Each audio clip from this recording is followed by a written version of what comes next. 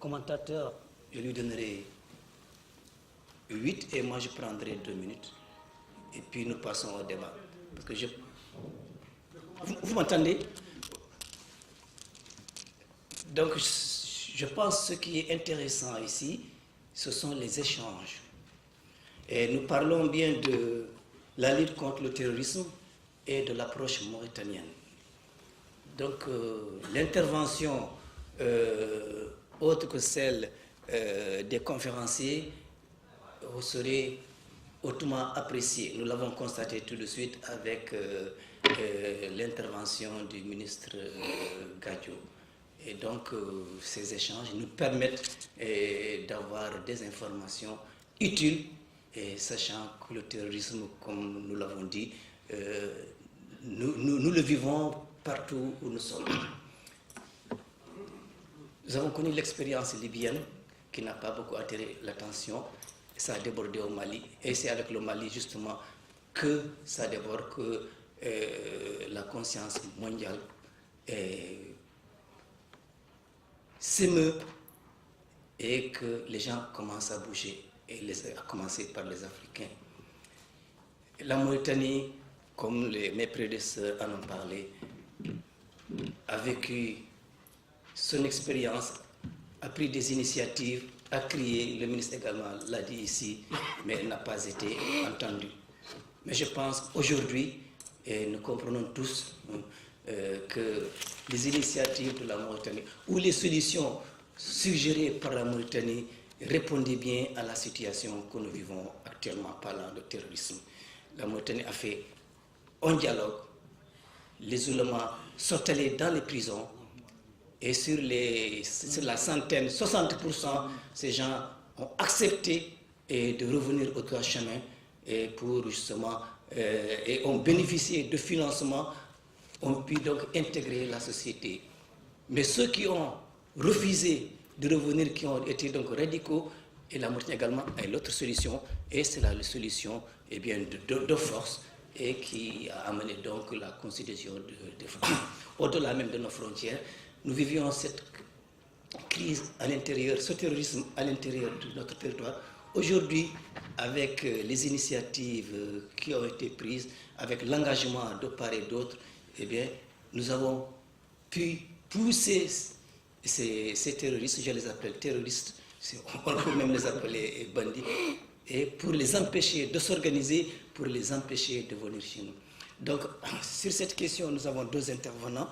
Nous avons le colonel Ahmed Aïcha, qui est gendarme, et qui a fait le cursus du gendarme normal, qui a une expérience plan national, qui a fait les régions, qui est actuellement à l'état-major, qui va donc nous présenter une partie de cette intervention. La deuxième sera faite par le commissaire Mohamed Lamine, ici présent, et que nous connaissons également, qui a fait le cursus de la police, qui a fait les régions, et dont l'expérience pourrait aussi nous être utile aujourd'hui dans ce que nous faisons. Et donc je vais donner la parole d'abord à Mohamed Aïcha pour faire la première intervention, et après la parole sera donnée à Mohamed Lamine. Merci.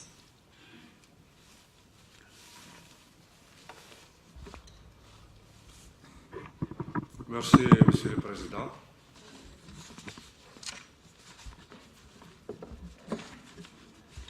Donc, mon exposé sera axé sur la dimension sécuritaire de la lutte antiterroriste dans notre pays.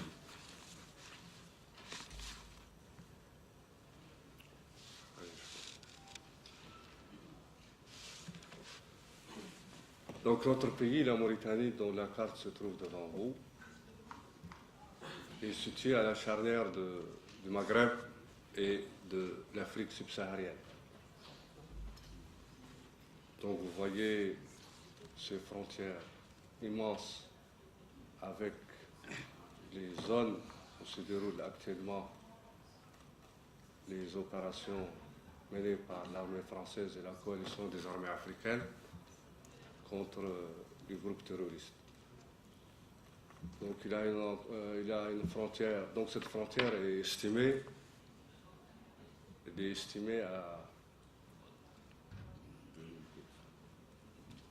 Donc, nous avons 463 km de frontières avec l'Algérie, 2237 km avec le Mali, donc 2237, 1561 km avec le Sahara occidental, 813 km avec la République sœur du Sénégal, donc une frontière naturelle qui est constituée par le fleuve, et 754 km de façade atlantique. La population est estimée à 3 500 000 habitants. Donc, de par cette position géographique, notre pays fait face, depuis la fin du siècle dernier, à des défis sécuritaires dont le terrorisme constitue l'un des aspects les plus marquants.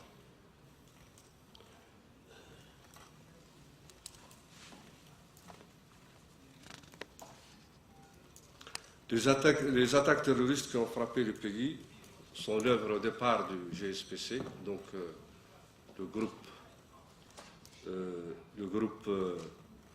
pour la prédication, le groupe salafiste pour la prédication et le combat, qui est une dissidence du JA algérien, le groupe islamique armé, et qui a pris le label d'AQMI. Donc ce label, il a pris pour des raisons qui lui sont propres, c'est pour peut-être vendre mieux son image auprès de l'international terroriste et se démarquer clairement des autres groupes qui opèrent dans la zone. Donc cette AQMI, qui est une organisation tentaculaire, donc elle a des cellules un peu partout, des cellules identifiées en tant que telles, des cellules dormantes, qui sont réparties dans les principaux pays, dans les pays de l'espace sahélo-sahárien. Donc cette organisation dispose de bases et de camps d'entraînement établis au Mali depuis très longtemps. Donc c'est un fait connu par tous les experts en sécurité, par les différents gouvernements et par même l'Organisation des Nations Unies. Donc cette organisation connaît une fragmentation en groupes qui poursuivent toujours les mêmes objectifs criminels. Donc ces groupes sont actuellement,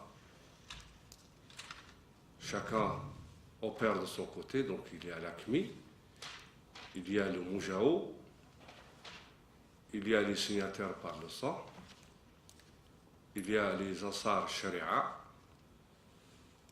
il y a les Boko Haram qui opèrent spécifiquement au Nigeria, il y a les Ansar-Din, et il ne serait pas exclu de voir d'autres groupes émerger dans les prochains mois, voire les prochaines semaines.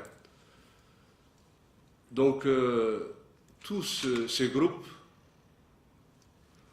sont soit dissidents de l'AQMI, soit ont été créés sur la base, sur les cendres des anciennes rébellions, comme par exemple Ansar Din, dont le chef est le leader historique du MNLA dans les années 90, lors de la dernière rébellion Touareg. Des agences de presse et d'autres observateurs font savoir que ces groupes ont été créés suite à des divergences entre les directoires de l'AQMI. Bon, c'est bien possible, mais on ne doit pas perdre de vue que cet AQMI a été toujours dirigé par des chefs algériens et que cela ne faisait pas souvent plaisir à d'autres ressortissants des pays subsahariens qui ont rejoint l'organisation. Donc cette fragmentation peut-être découle d'une nouvelle vision stratégique pour placer des chefs à la tête de ces groupes, et par des chefs qui ne sont pas d'origine algérienne, et par voie de conséquence, attirer le maximum de ressortissants des autres pays de l'espace sahélo-saharien. C'est ce qu'on a fait, ce qu'on a vu avec le Moujao, dont le chef est mauritanien, les Ansar Sharia, dont le chef est un azawadien de souche arabe, et les Ansardines qui ont une double étiquette islamique, politique, sécessionniste, etc. Donc le mode opératoire reconnu jusqu'à présent pour ces groupes terroristes, donc c'est les coups de main, c'est les embuscades contre des forces en mouvement ou des convois de ravitaillement, c'est les attentats suicides, c'est les attaques contre les intérêts occidentaux et les actes cruels des barbares. Donc les actes cruels des barbares sont connus comme étant un mode opératoire parce que après les embuscades, donc les cadavres sont mutilés, sont piégés, et évidemment c'est ça la plus grande expression de la barbarie et de la cruauté. Vous avez vu encore comment les otages occidentaux sont exécutés, sont égorgés. Donc tout cela rentre dans le cadre de cette barbarie indescriptible et dont l'objectif fondamental est la terreur. Donc terroriser le maximum d'intervenants dans la lutte antiterroriste. Le financement de ces groupes, comme l'a dit dans son intervention M. le ministre sénégalais des Affaires étrangères, donc c'est une économie essentiellement mafieuse, c'est une économie criminelle. Donc elle est basée sur les rançons payées pour la libération des otages, et il paraît, selon des informations concordantes, que les groupes terroristes ont reçu d'importants montants d'argent de la part de certains gouvernements pour libérer des otages qu'ils détenaient. Donc il y a encore le braquage, il y a le trafic, donc il y a la connexion avec les narcotrafiquants, avec les trafiquants de cigarettes, etc. Donc c'est ça l'essentiel des revenus qui sont tirés par les groupes terroristes. Quand même, à notre connaissance, les gens parlent de financement extérieur, mais jusqu'à présent, il n'y a pas un élément de preuve concernant des financements extérieurs obtenus par ces groupes terroristes. Donc la preuve n'est pas encore fournie, malgré que ceci est évoqué par des médias, par des observateurs à travers le monde. Le recrutement. Donc le recrutement se fait à travers les nouvelles technologies de l'information et de la communication. Donc c'est des gens qui mettent à profit ces opportunités de communication pour faire l'apologie du djihad, pour présenter les peuples musulmans, les peuples qui sont l'objet d'injustice, qui sont l'objet de persécutions à travers le monde, et pour susciter un engagement de la jeunesse qui est facilement mobilisable pour ces raisons. Donc l'endoctrinement de ces jeunes, qui sont pour la plupart issus des milieux pauvres et qui ont souvent versé dans la délinquance. Donc, de notre expérience en Mauritanie, et que nous avons remarqué que plusieurs combattants de l'AQMI, d'origine mauritanienne, sont fichés auprès des services de police et ont déjà par le passé commis des actes répréhensibles et qui sont connus au niveau des parquets. Donc notre pays donc, a subi l'action de ces bandes et il y a à peu près une vingtaine d'opérations à partir de 2005 qui ont visé notre pays.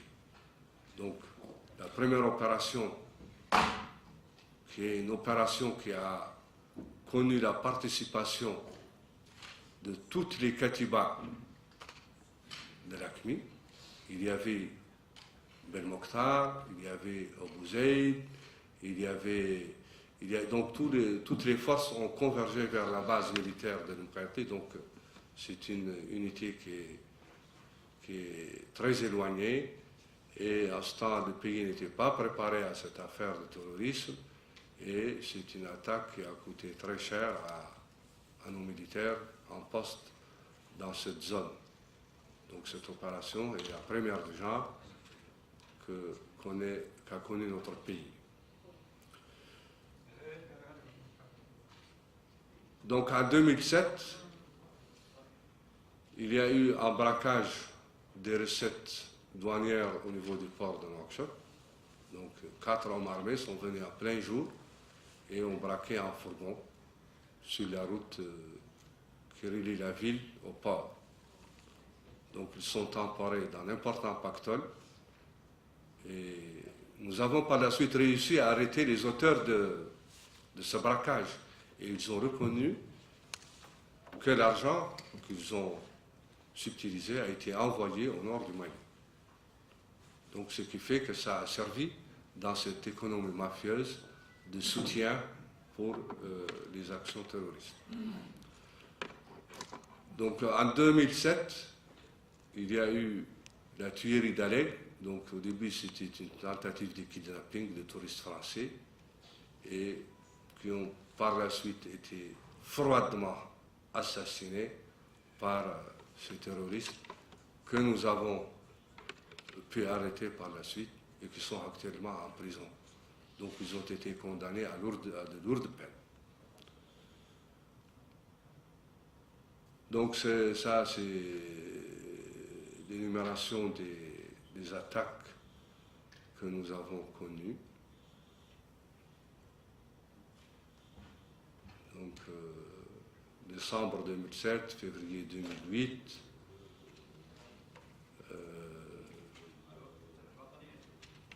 Donc c'est différentes opérations. Donc ces éclaircissements seront disponibles dans le rapport qui va être fait à la fin des travaux. Donc compte tenu des contraintes de temps, nous n'allons pas nous retarder là-dessus.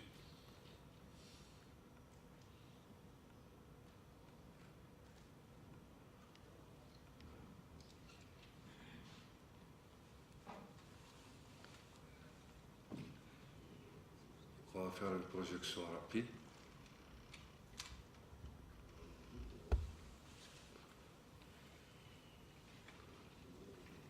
Donc ça, c'est toujours dans ce cadre des actions qui ont été conduites par les terroristes. Donc ça, c'est des opérations qui sont déjouées.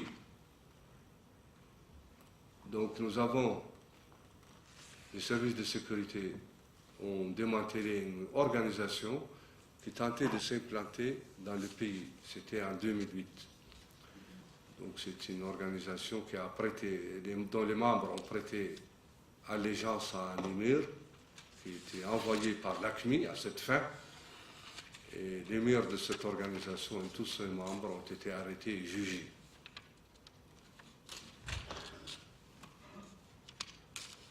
Donc en 2009, il y a eu une tentative d'enlèvement de 2 touristes espagnols à la frontière avec le Mali. L'auteur était un agent de l'AQMI. Il a été arrêté et jugé. Donc c'était une opération déjouée. Donc les touristes sont venus et ils ont embarqué dans